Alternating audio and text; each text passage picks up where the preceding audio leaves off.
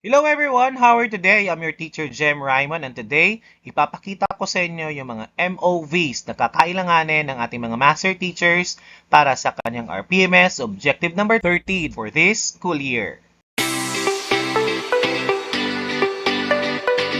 Hi everyone! Welcome to my channel. My name is Mr. Jem Raymond Chen, Master Teacher 2 from Escalante Central Elementary School. Click like and share if this video tutorial helps you. Don't forget to click subscribe below to keep updated for my future tutorial. Now, what are the RPMS objective for our master teachers? Ito yung 15 RPMS objective ng ating mga highly proficient teachers and they have 7 non-classroom observable indicators. But we will focus on our PMS objective number 13. Contributed actively to professional networks within and between schools to improve knowledge and to enhance practice. Meron tayong Module 23 to give you an idea what this indicator all about. You can watch my video on the RPMS objective MOVs din for our Teacher 1 to Teacher 3. Na-discuss ko doon ang laman ng PPST Resource Package Module 23. You can search that in my YouTube channel. For our PMS Objective number 13 ng mga Master Teachers, they are rated according to quality and timeliness. Unahin muna natin yung quality. Kung walang mapakitang MOV si Master Teacher, then rating 1 ang makukuha niya. Nakakakuha ng rating 2 or unsatisfactory si teacher kapag siya ay nakakontribute sa anumang mga professional network but that professional activity or seminar ay hindi nangangailangan ng output. Rating 3 or satisfactory sa quality si master teacher kapag siya ay nakapag-contribute sa isang professional network or activity and that activity ay nangangailangan ng mga output sa part ng mga participants. Again, nagbahagi siya ng kanyang kaalaman para mapahusay palalo ang kanilang pagtuturo.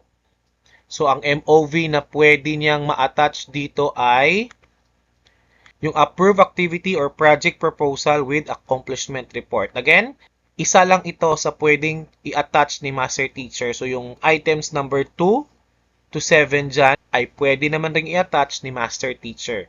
Yung ipinapakita ko ngayon sa inyo ay halimbawa lamang ng MOV na pwede niyang i-attach for rating 3. So halimbawa, si Master Teacher nga ay nag-attach ng Approved Activity Plan para sa isang seminar tungkol sa Effective Classroom Management Strategies. So si Master Teacher ay nagbahagi ng kanyang mga pamamaraan, mga effective technique para magamit ng mga guro sa kanilang klase.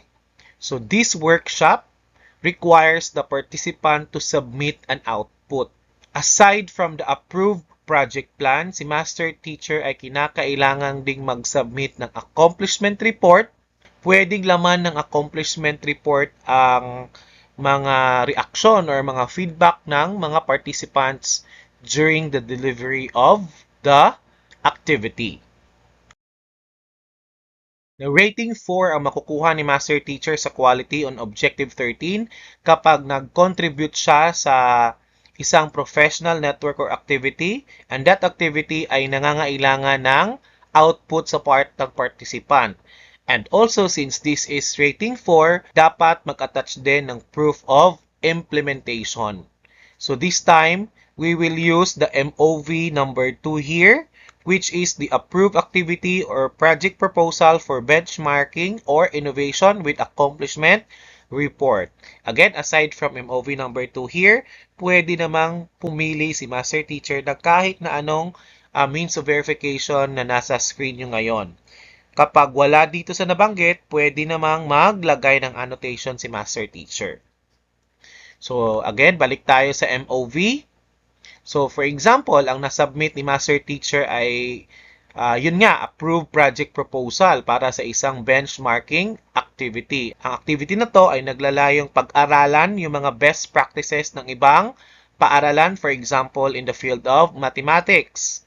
So, matapos ma-approve yung proposal, si Master Teacher ay nag-develop ng lesson plan at instructional materials base sa natutuhan mula sa benchmarking. So, ang mga materials nito ay inilahad niya during sa isang seminar na dinaluhan ng mga kapwa niya guro sa kanilang department. Si Master Teacher ay nag-submit din ng accomplishment report na naglalaman ng resulta ng benchmarking activity wherein nakasulat doon yung mga feedback na nakuha niya mula sa mga participants at kung paano nila ginamit ang natutuhan sa kanilang pagtuturo. Now, this is sample project proposal.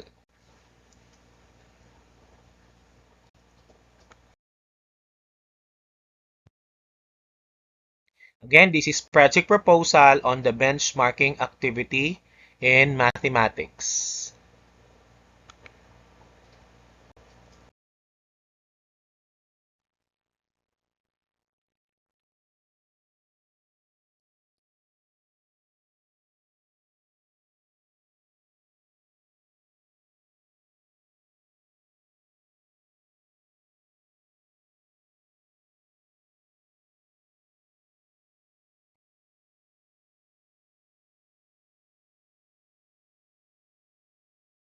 And also, this is a sample accomplishment report na pwedeng i-attach ni Master Teacher together with the approved project proposal.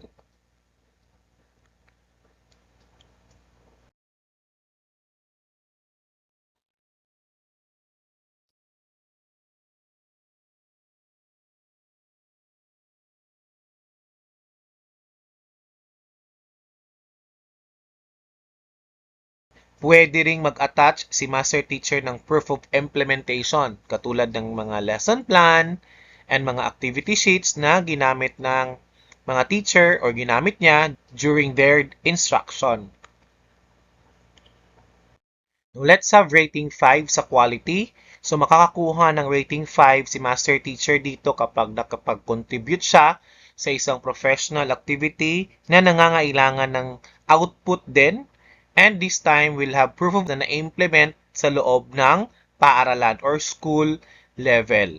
So this time, we will use the certificate of completion in a course or training.